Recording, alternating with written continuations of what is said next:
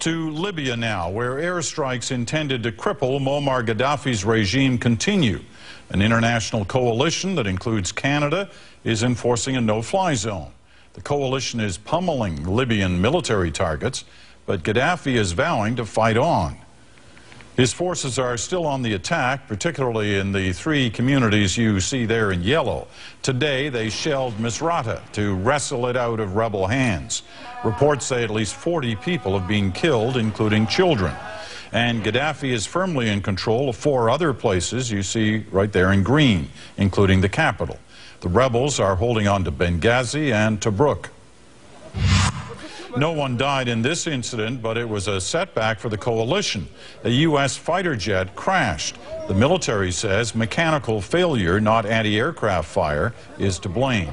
The crew ejected and was rescued.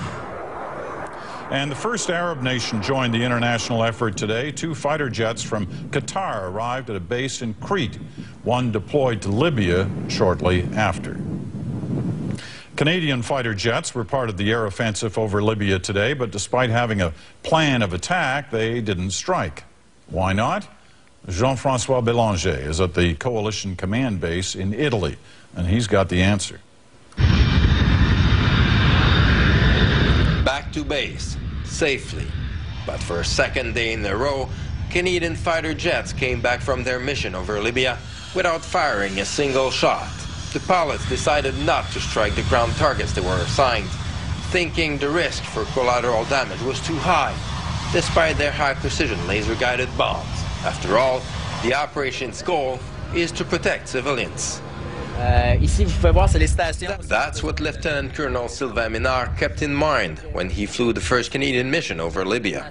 That and the reports he's seen on TV about what Gaddafi did to his own people. We are really proud and really motivated to be part of this role. Obviously, we are here to defend.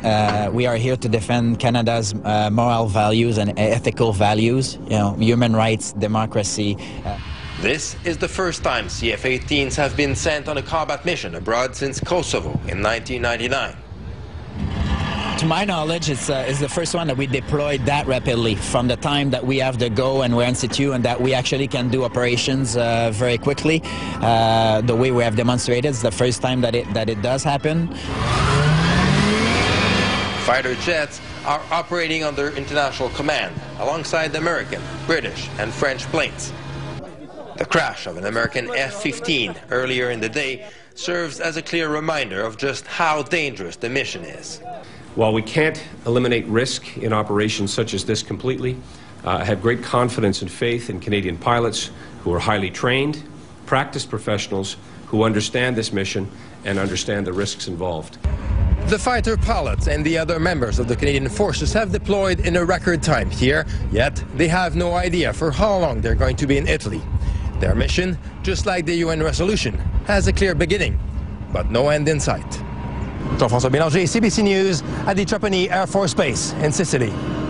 And we've got our eye on what's going on in the rest of the region as well. In Yemen, the embattled president moved up his deadline for when he would step down. He said he'd give up power by the end of the year instead of 2013.